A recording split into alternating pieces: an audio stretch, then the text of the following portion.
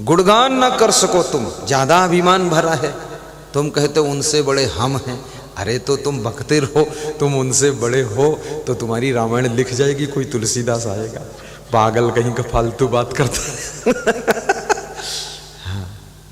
राम ने कभी नहीं कहा कि मैं उनसे बड़ा हूं, किससे बड़ा हूं। जो बड़ा होता है वो कभी कहता ही नहीं मैं बड़ा हूं, और जो नीचे पड़ा होता है वही कहता मैं सबसे बड़ा हूं। क्या बात है। हीरा कभी बोलता नहीं कि मेरा लाख टका मोल है, अब पत्थर की चट्टान चिल्लाती रहे। क्या मतलब निकला है। हीरा चुपचाप पड़ा हुआ है, जौहरी आता है उठा लेता है उसको, समझ जाता है क्या क्या मतलब। हीरा परा बाजार में रहा छार लपटाए, केते मूरख पचिमुए कोई पारख लियो उठाए।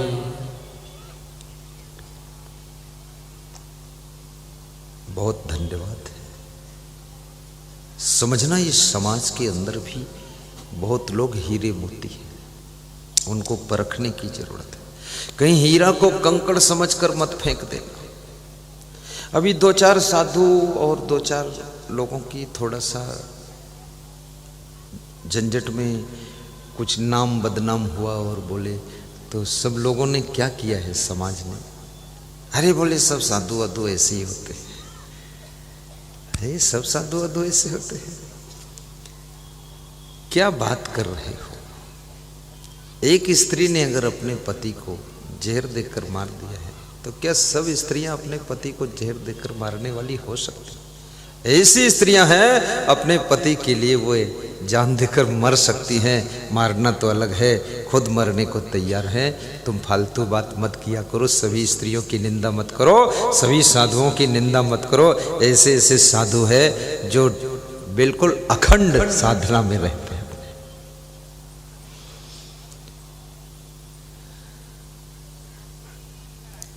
साहिब बंदगी भी बोलो एक बार, साहिब बंदगी। जय श्री राम भी बोलो, जय जय श्री कृष्ण भी बोलो। अब कुछ मत बोलो। इतना काफी है।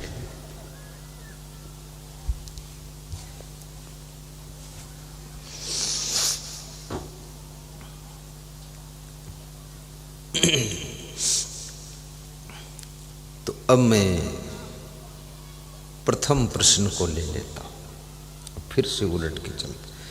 1 घंटा तो मेरा इसी में हो गया प्रश्न ही। उत्तर में फिर कितने घंटे लगेंगे? तो क्या घंटों की कमी? कल भी टाइम है, परसों भी टाइम है, चलता रहेगा। एक निवेदन कर देता हूं प्रश्नों का उत्तर देने से पहले। सभी श्रोताओं से निवेदन है कि उठ के जाना मत, थोड़ा धैर्य रखना। आज अगर घर में सब्जी नहीं भी बनेगी तो कोई फर्क नहीं पड़ेगा। आज मार्केट नहीं बे करोगे तो कोई फर्क नहीं पड़ेगा। आज थोड़ा कम कमाओगे तो फर्क नहीं पड़ेगा, क्योंकि कितना ही कमाओ अगर किस्मत में नहीं होगा तो जेब कट जाएगी, गाड़ी पलट जाएगी। और हो सकता है ये मुहूर्त ही तुम्हारी गाड़ी पलटने का हो, हम यहाँ बिठा के तुमको रखें तो गाड़ी पलटने से बच जाएगी और जिंदगी भी पलटने से बच जाएगी। बैठे रहो धैर्य से, उठना मत। और कोई बच्चे हल्ला मचाए तो उसको भी कंट्रोल करना। बच्चों को घूमने मत देना। ये सड़क जो बीच में कोई घूमना नहीं चाहिए। जहाँ जहाँ लोग बैठे नर नारी, इनको पकड़ पकड़ के बिठाते जाओ। इससे माइंड थोड़ा डाइवर्ट होता है। ध्यान एकाग्र करके ही प्रवचन अच्छा होगा। पहला प्रश्न था डॉक्टर साहब, क्या है पहला प्रश्न? वो तो थे ही नहीं पहले प्रश्न। डॉक्टर साहब नहीं, अरविंद धाकड़। पहला प्रश्न था कि राम का जब सीता जी से वियोग हुआ है,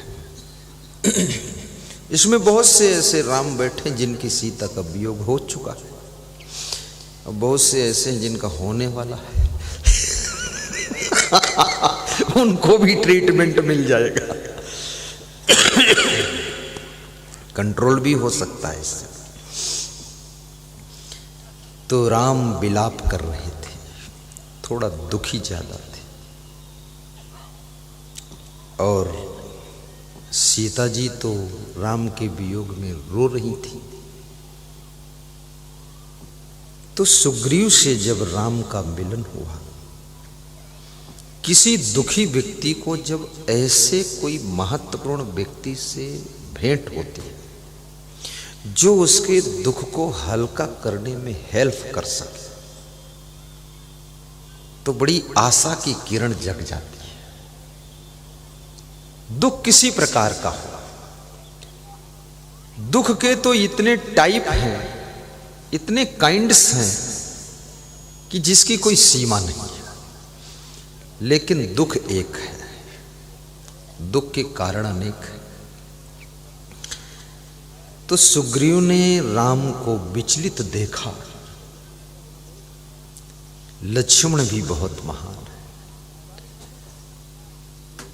लक्ष्मण ने ये नहीं कहा कि हे राम, सीता जी के लिए क्यों दुखी होते हो, क्योंकि मैंने लक्ष्मण रेखा खींच दी पर मनमानी करके रेखा लांघ गई, अब उनको कोई उठा ले गया तो आप क्यों रोते हो, उनकी गलती, जाने दो उसको। ये कलयुग का कोई आदमी होता तो यही बोल देता है, लेकिन लक्ष्मण ये नहीं बोलते हैं। लक्ष्मण राम के साथ सीता को ढूंढने में मदद कर रहे हैं, और राम जितना परेशान हो रहे हैं लक्ष्मण उससे ज्यादा परेशान हो रहे हैं, क्योंकि राम को परेशान होता हुआ देखना नहीं चाहते लक्ष्मण। भाई भाई में ये प्रेम है। लक्ष्मण के मन में भी दुख हो रहा कि मेरे रहते हुए हमारे राम भगवान दुखी हो रहे हैं, हम इस दुख से इनको बचा नहीं सकते। बड़ी महत्वपूर्ण कड़ी आ रही है। सुग्रीव ने कहा कि हे राम, आकाश मार्ग से एक राक्षस किसी स्त्री को लेकर जा रहा था, ये मैंने देखा है, और आकाश से एक आभूषण गिरा था।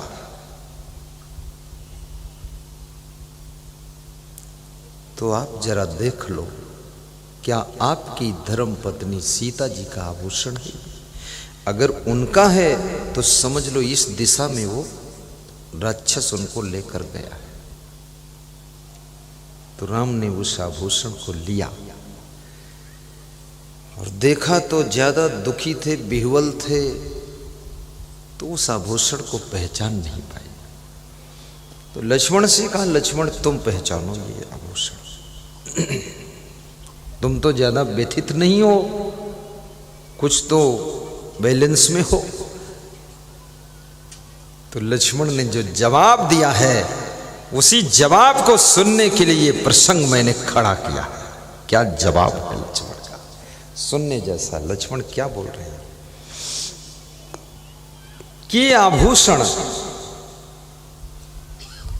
जो आप हमको दिखा रहे हो प्रभु, मैं आपको बता रहा हूं,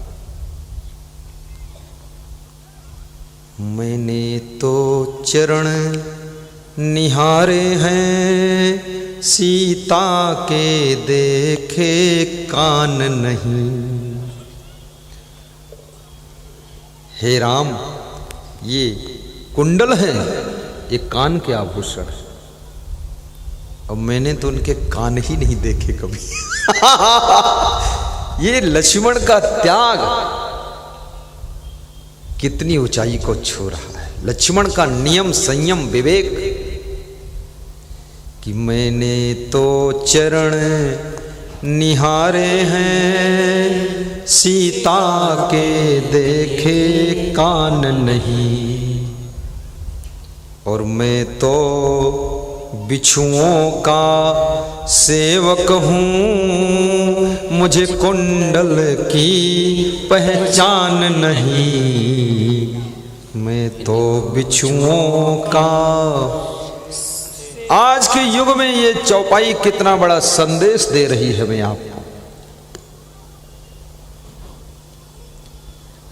ये तुम्हारे केवल संकल्पों का खेल है दुनिया के अंदर, दूसरा कुछ भी नहीं है। अगर तुम संकल्प ले लो कि ये चीज मुझे नहीं देखना है, इतना ही देखना है, तो वो संकल्प तुम्हारी आंखों को कंट्रोल कर देगा।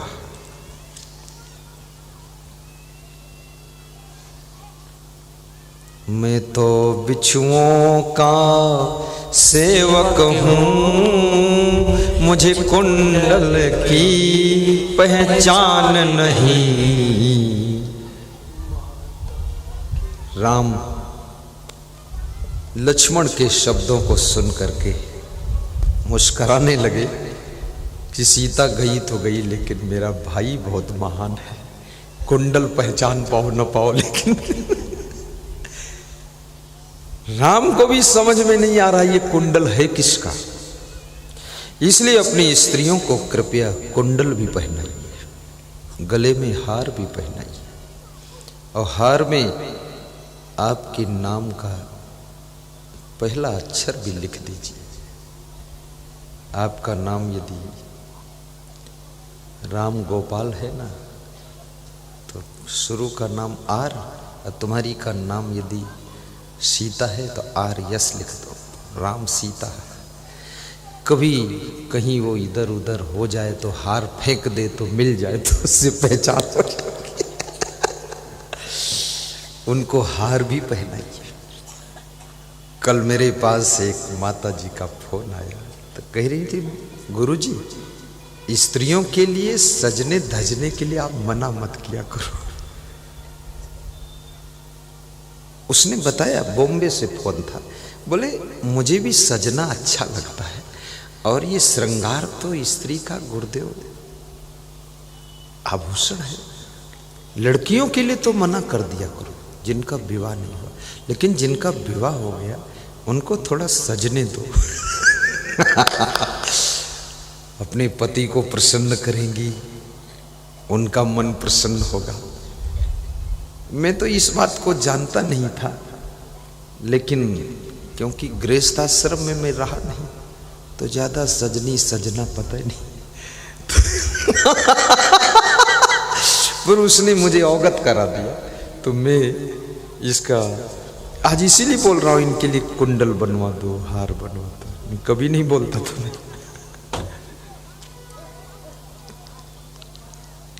और लक्ष्मण का संकल्प, लक्ष्मण का नियम आज के चंचल नवयुवकों के मन को समझाने में कामयाब हो रहा है। इतना दृढ़ संकल्प रखो। बिछुआ कहते हैं जो पैर की अंगुली में पहनने जाते हैं, वो बिछुआ होता है। तो उन्होंने कहा मैं तो बिछुओं का सेवक हूँ, मैं तो माता जी के चरणों का सेवक हूँ, मुझे तो कुंडल की पहचान नहीं, मैं नहीं जानता ये कुंडल किसका है। कहने का तात्पर्य यह है, हिंदू संस्कृति में, हिंदू धर्म में कुछ और भी ऐसे धर्म हैं जिनमें मर्यादा का बड़ा सम्मान होता है। नारी समाज की मर्यादा, नारी का सम्मान। अब ये तो आज के युग में बहुत खूसट पैदा हो रहे हैं। खूसट बोलता हूं मैं, उल्लू लोग।